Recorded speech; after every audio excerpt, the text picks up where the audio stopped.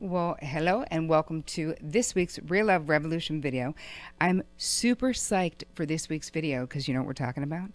The physics of love. That's right, the physics of real love. So, you guys, this is basically my entire career coming into one little video. Well, okay, so it's not going to be the entire career, but I'm super psyched to share the 5 pillars of real love with you.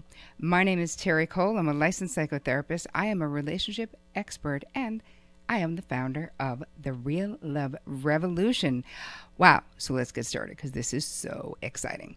So let me first tell you a little bit about why I created these pillars that are in this course that's coming up. I created them because in almost 20 years of being a psychotherapist and a relationship expert, people would come to me and I needed a way of showing them step by step the things that we needed to handle in order for them to create the life that they wanted. And I want you to not misunderstand what I'm talking about. When I talk about real love, I'm not just talking about romantic love. I'm really talking about deep self-love, because that is the key. In my estimation, honest, true, authentic self-love is actually the only path to any other love. Because if you don't deeply love and know yourself, everything else that we're doing is acting out some unresolved crap from our childhood or something else, right? And I also want you guys to understand this, and I always say this because it's totally true. There will always be exceptions to every rule. I came up with this because I had so many people, women especially, coming to me around these issues of confidence, communication, and a lot of it was romantic love, not being able to figure it out. They were able to figure out the work thing much easier, it seemed, than the love thing. Having not good friendships, being betrayed by people, not being able to draw boundaries, not being able to speak their truth. And I realized that all of these things, all of these roads led back to a lack of either self-understanding, self-knowledge, or self-love, feeling worthy of these good things happening in your life. And this affects everything from your career to your non-romantic relationships to your romantic relationships. But it all starts with you and your relationship to yourself. So, pillars. Let's start with pillar number 1. Pillar number 1 is self-awareness. So why do you think I talk so much about mindfulness? Because this is the first, and you can't build anything. The pillars all, one comes before the next, comes before the next, right? So self-awareness, first of all, that's allowing yourself to know that something needs to change. That's self-awareness. Understanding you in the world, you in your relationships, you in your work relationships. What are you doing? Because every relationship that we have in life, anybody, not just you, everybody, me too, is 50% you and 50% the other person, no matter who's doing what. That's the truth of the way that it's broken up. So what I help clients do, and what I want to help you guys do right now, is really get clear about what is your 50% of everything. Because when you are aware of it, you can actually change it. And if you're unaware of it, how can you change what you're unaware of? You can't. So the first pillar is self-awareness. And there are many things that I teach people to do. And one of them is becoming the observer of yourself. So when you have an interaction with someone, you generally, if it's one that we don't like a bad interaction, we will call another friend, say what a jerk they were, what an asshole, how they said such a rude thing, even if you don't say anything to the person. But very rarely do we turn it around and put the mirror at us and say, okay, so what was my 50% of that interaction? How did I respond? How did I make it better? Did I make it worse? Was I defensive? Was I pissed? Was I baiting the person? What was my 50%? And I want to be clear that when I talk about this, I'm not talking about blaming you. It's not about blame, because who gives a crap? It doesn't matter. What matters is when you start to understand your part in every interaction that you have and what part you played, you can then mindfully choose to do something different if what you're doing is not creating the results that you want. Does that make sense? So, becoming the observer of yourself is one of the exercises that I teach clients. And it really is just as simple as that. We need mindfulness. How do we get mindfulness? Through meditation, through little mindfulness practices. And I have lots of videos out there that you guys can look up that are for free, that you can just look at and start to get some ideas. But meditation is a really key, important part of this. And if you're not a meditator, don't worry. I have a zillion ones. I will link one in the download as well that you can use. We'll start with a really short one. It'll be less than 10 minutes because you have to become the master of your mind. And in order to master it, you must know it. So the beginning is mindfulness, right? We're bringing up. So the self-awareness is really just your awareness of who you're being, of how you're behaving. The second pillar is self-knowledge. So why do we care about self-knowledge? Because everyone is different.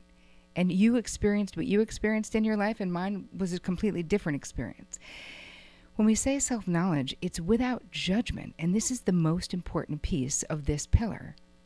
Self-knowledge, which means we unpack everything that happened in your life. From your parents' relationship or whoever raised you. Were you raised by a single parent? Did you have siblings? What was your number in the birth order? Was there addiction? Was there abuse? Was there affection? Was there attention? Was there violence? All of these experiences that you had are ones that we bring up in this process of unpacking all this stuff so that you become more deeply expert at you, at who you are, at what you've experienced in your life. Because in order for you to attract real love into your life, healthy love, not based on something else that's unhealthy, this is the way it goes. Trust me, I've been doing this for 20 years. These are the things that you must know. So it isn't about calling in the one. It isn't about you changing and being different so you're more appealing to other people. The change is an inside job. It's you becoming an expert on you and then falling madly and deeply in love with you. So pillar number 2, self-knowledge.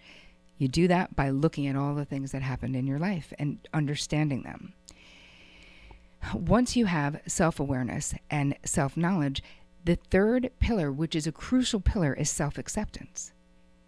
Because you have to be able to accept the things that happened in your life, the things you did and did not get as a child. And this, a lot of times people want to just, I've talked about this before, put it in like the fake, the memory drawer that you never open up, right? We have the fake memories, and then we have the real memories that are good, and then we have the memories that are bad that we just put away and are like, bye, I never want to see them again. But you have to see them, because if you can't have acceptance of what happened, we can never move forward from a false place. You can only move forward in your own growth, your own evolutionary or illuminated path from an authentic place. So acceptance without judgment of what happened in your life is the third pillar. And the fourth pillar is self-compassion. And this one takes time. Because if you have a mean mafia mind, right, that mean girl in your head, that mean guy in your head, that really judgmental self-talk, negative self-talk, that is not compassionate. So in pillar 4, we learn all about how to have compassion for ourselves. So get a picture of you as a little kid and look at that little kid and tell me that you can look at that adorable little face that was you and that is still you, and tell me that you don't deserve compassion for the sorrows that you've experienced in this life. And that's not to be dramatic. It's the truth. You do deserve compassion, and you deserve your own compassion. And in order to move to the last pillar, you have to be able to give yourself that compassion. And I promise you, the compassion that you have for other people, and I know you guys, I know that you're sweethearts. I know that you are little love bugs out there being kind and generous and forgiving to other people. And yet you can be such hard asses when it comes to you. So this may be a huge challenge, but it's mandatory. You have to master Pillar 4 in order to actually move into Pillar 5, which is self-love and all the ways that we treat ourselves with kindness and love. And I don't mean giving ourselves a pass on everything. I don't mean treating yourself like you're weak or like you're broken or like you're wounded, because you're no more broken or wounded than me or anyone else. It's just the question is, what are you going to do about it? Right? Everyone thinks that their story, that their experience, it's so unique and terrible and painful and shameful or whatever it is. But it's not. Yes, painful. Yes, agreed. Most of us have had some painful experiences in our childhood and loss and whatever it is. But it's nothing to be ashamed of.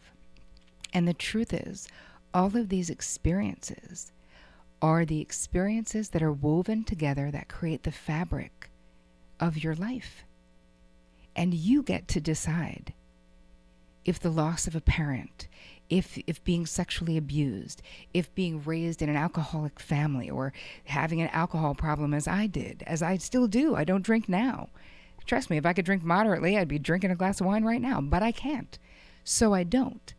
But that's a choice, right? I chose me. I chose self-love. And it took time and it was painful and it took energy and effort and intention. And self-love requires all of that and more. But you can do it. And it's worth doing it, because if you want all of your relationships in your life to be up-leveled, if you want to have the courage to ask for the raise, to say no to the boss, to leave the crappy relationship, to break up with the betraying best friend, whatever it is, you need self-love and self-compassion and self-awareness and self-knowledge to do any of those things well. But this is a roadmap to doing those things. And I will be here cheering you on like a wild maniac, right? Cheering you on, because I know I've been doing this for such a long time. I've made it as easy as possible for you to create this in your life. I've taken out all of the bullshit that you don't need and just kept in all of the juicy stuff that actually creates lasting change, which really is what transformation is, right? What is the difference between regular change and transformation, which is lasting change? With regular change, you can change back. It's like being a vegan and then eating a hamburger. You change and then you change back. Fine.